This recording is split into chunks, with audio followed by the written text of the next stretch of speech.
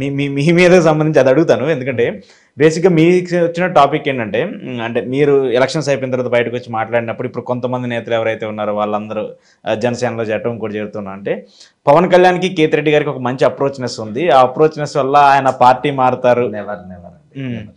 పవన్ కళ్యాణ్ గారు లేదు. నేను నా వీడియోస్‌లో నేను ఒక 3, 4 వీడియోస్‌లో నేను చెప్పాను. ప్రభుత్వం చేసిన పొరపాట్లు చెప్పాను. నాకు అదొక అలవాటు 15, 20 రోజులకు ఒకసారి. అవును. ఇప్పుడు చేస్తున్న గవర్నమెంట్ తప్పిదాలు నేను చెప్పడం జరిగింది. దాంట్లో ఒక లైన్ ప్రకారం నేను చెప్పడం జరిగింది.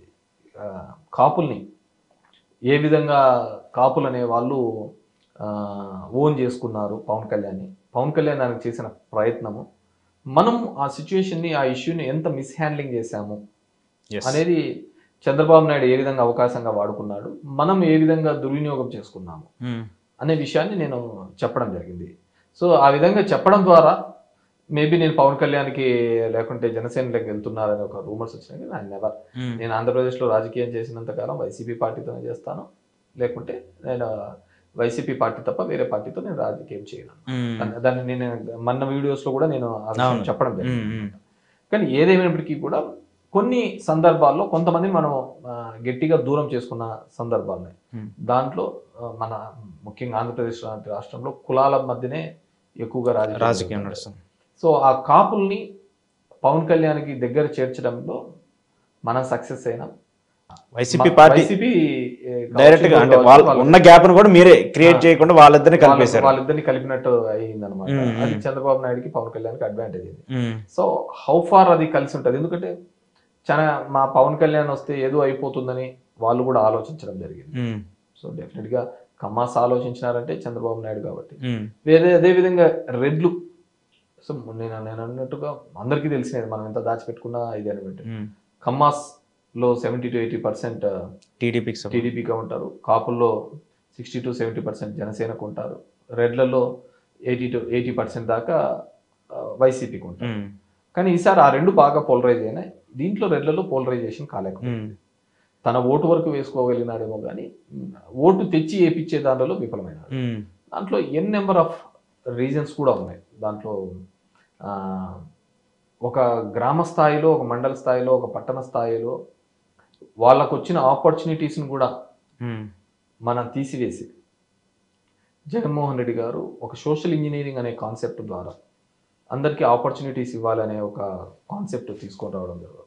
ఉదాహరణకు మా జిల్లాలో చూసుకుంటే మున్సిపల్ చైర్మన్స్ జనరల్గా ఓసీకి అయినటివి కూడా అక్కడ తీసేసి బీసీలకు వాళ్ళకందరికీ ఇవ్వడం జరిగింది. దాని ద్వారా ఏం జరిగింది అంటే ఒక ఓసీ జెంట్కు రావాలంటే 20 సంవత్సరాలు పడుతుంది.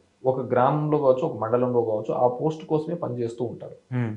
ఆ విధంగా పనిచేస్తున్న అతనికి ఆ ఆపర్చునిటీ ఎప్పుడైతే మిస్ అయిపోయిందో అతను కూడా డీలా పడడం జరిగింది. సో మనం ఎవరికైతే ఇచ్చినామో ఆ పోస్ట్, ఇప్పుడు నేను సింపుల్ థింగ్ చెప్తా. హిందూపూర్ అనే చోట మున్సిపాలిటీ ఎలక్షన్స్ లో చూస్తే హిందూపూర్ చోట మనము ఓసీగా అయితే అక్కడ ఒక ఓసీ అతను కూడా బాగా ఖర్చు పెట్టుకొని బాగా చేసినాడు. తీరా చైర్మన్ చేసే పరిస్థితిలో మనం బీసీ కాన్సెప్ట్ మీద తీసుకొని వచ్చి సోషల్ ఇంజనీరింగ్ అనే కాన్సెప్ట్ లో మనం అక్కడ తీసుకొని వచ్చి వేరే వాళ్ళని పెట్టడం జరిగింది. బోయ కమ్యూనిటీ అంటే జగన్మోహన్ రెడ్డి గారు 2 మానస పుత్రికలను పెంచుకున్నారండి 5 ఏళ్ల పాటు. ఒకటి వాలంటీర్ సిస్టమ్, 2 సచివాలయ సిబ్బంది. మీరు కూడా గుడ్ మార్నింగ్ అనగానే మీ పక్కన కూడా వాళ్ళొకళ్ళు వీళ్ళొకళ్ళు ఉండేవాళ్ళు ఎంఆర్ఓలతో పాటు.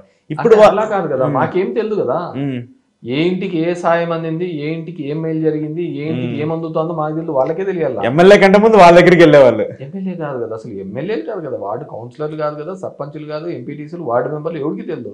అంతా వాళ్ళకే తెలుసు. వాళ్ళ ద్వారానే ఇచ్చినారు అంత పథకాలన్నీ. వాళ్ళ ద్వారానే అంత మంచి అంతా జరిగింది. సో ఇప్పుడు కోవిడ్ లాంటి సిచ్యువేషన్ ఉందండి. మనిషి ఎప్పుడు బతుకుతాడో ఏం బతుకుతాడో తెలియదు. దగ్గుతే తుమ్మితే కాలాలు. ఆ సందులో అంబులెన్స్ పోయింది అంటే మనం అంతా మర్చిపోయినాం, కానీ మనిషికి ఉన్న మెమొరీ అట్లాంటిది. అంబులెన్స్ పోయింది అంటే ఎవడు ఆ ఇంట్లో పోయినాడా ఇంట్లో పోయినాడా అని ఆలోచించే కార్యక్రమం. ఇంట్లో చనిపోయిన వాళ్ళను ముట్టుకోకుండా జేసీబీలతో పూడ్చిపెట్టిన కాలం. ఆ రోజు పనిచేసినది ఇదే వాలంటీరే పనిచేసినది. అదే ఆ రోజు ఆ ఇబ్బందుల్లో ఎవరున్నారు అంటే వాలంటీరే పోయినాడు. ఇంట్లో కొడుకు చూసుకోలేదు, బావ చూసుకోలేదు, అన్న చూసుకోలేదు, తమ్ముడు చూసుకోలేదు, వాలంటీరే పోయి చూసుకున్నాడు. దానికేం కాదంటే గ్రేట్ సర్వీసెస్. కానీ పొలిటికల్ గా లింక్ చేయకపోవడం అనేది ఒక డిఫెక్ట్ అంతే తప్ప వాలంటీర్ సర్వీసెస్ అని చాలా గ్రేట్ గా చేసినారు. సచివాలయం ఉండేవాళ్ళు అప్పట్లో మేము ఏదైనా ఆ పని చేయాలా ఈ పని చేయాలంటే అసలు మేము అది కాదు, మాకు డిఫైన్ రూల్స్ ఉన్నాయని బయటకు వచ్చేవాళ్ళు. ఈ రోజు చంద్రబాబు ఏం చేస్తున్నాడు, స్టిక్కర్లు అంటిస్తున్నాడు, ఇంటింటికి పోయి తిరగమంటున్నాడు. ఆ రోజు మేము సచివాలయం నుంచి బయటకు వచ్చేవాళ్ళు. ఈ రోజు అట్లా పరిస్థితి. ఈ రోజు ఒక్క పని లేకుండా పెట్టినారు, వాళ్ళు ఖాళీగా పెట్టినట్టే పెట్టినారు. సో జగన్మోహన్ రెడ్డి తన పందా మార్చుకున్నారు. ఎందుకంటే కేతిరెడ్డి లాంటి వాళ్ళకి కొంచెం మంచి రోల్ ఇవ్వాలని చెప్పేసి కూడా పార్టీలో చాలా ఒక మాటలు జరుగుతున్నాయి. ఎందుకంటే పార్టీ ప్రక్షాళన పైన కూడా ఆయన కొన్ని చేంజెస్ చేస్తూ వస్తున్నారు నియోజకవర్గాల వారీగా. గతంలో 80 మందిని చేంజ్ చేశారు, అదే పెద్ద డ్రాబ్యాక్ అని చెప్పేసి కూడా అందరు చెప్తున్నారు. సో ఈసారి అలాంటి తప్పు చేయకుండా కేతిరెడ్డి జగన్ టీంలో జాయిన్ అయిపోయారు. ఆయనకు ఒక స్పెషల్ రోల్ ఇస్తున్నారు జగన్మోహన్ రెడ్డి పార్టీకి సంబంధించిన.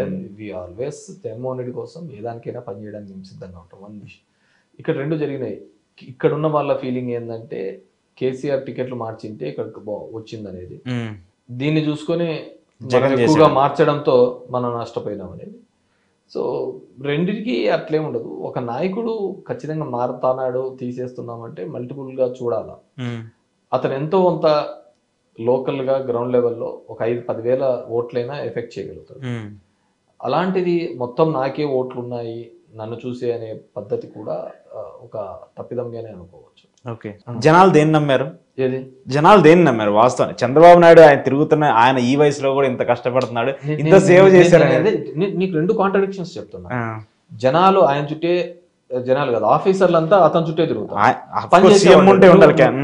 ప్రోటోకాల్ పాటించాలి. క్రైసిస్ టైంలో వార్ రూమ్ లో కూర్చొని ఆఫీసర్స్ కి ఇన్స్ట్రక్షన్స్ ఇచ్చి అది ఎగ్జిక్యూట్ అవుతున్నాయి లేదో మానిటర్ చేయడం వరకు నీ బాధ్యత. ఇప్పుడు మా జగన్మోహన్ రెడ్డి అనుకో అదే చేసేవాడు. ఆయన ఆఫీస్లో కూర్చొని ఎగ్జిక్యూట్ చేసి వారం తర్వాత వెళ్ళి ఏ విధంగా కలెక్టర్స్ అందరు పనిచేస్తున్నారు, ఆఫీసర్స్ వల్ల మీకు బాగా పనిచేశారు లేదా అని ప్రజలతో ఇంటరాక్షన్ అయ్యేవాడు. సో వాళ్ళు బాగా జరుగుతున్నాయి, బాగా చేసినారు అని చెప్పేవాళ్ళు. లేదన్నా తప్పిదాలు ఉంటే అక్కడ చెప్పేవాళ్ళు.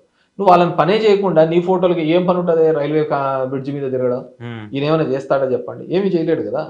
ఆఫీసర్లందరూ తన చుట్టూ తిప్పుకోలేదు. పవన్ కళ్యాణ్ కూడా ఒక స్టేట్మెంట్ మీరు అన్నారు, పవన్ కళ్యాణ్ కాంట్రడిక్టరీ స్టేట్మెంట్ ఇచ్చినాడు. నేను వస్తే కదా ఆఫీసర్లందరూ నా చుట్టే తిరిగి పనులు చేయకుండా ఇబ్బంది అవుతుంది, అందుకే నేను రాలేదు అని పవన్ కళ్యాణ్. డెఫినెట్ గా పవన్ కళ్యాణ్ చెప్పినది కరెక్టే. సో ఎవరైనా కానీ వచ్చినప్పుడు ఇప్పటికీ ఆ ప్రాంతంలో ఉన్న దానిలకు కేవలం మొబైల్ పెట్టేది ఇవన్నీ కూడా అలవాటైన కార్యక్రమం. జగన్మోహన్ రెడ్డికి అవి చేయలేని పరిస్థితి. ఇప్పుడు చెప్తున్న ప్రెస్ మీట్ లేదో గతంలో గన పెట్టింటే ఇంత సమస్య ఉండేది కాదు. ఆ దరిద్రం అంతా మనం, ఆ బురదనంతా మనం మోసుకునే పరిస్థితే వచ్చింది.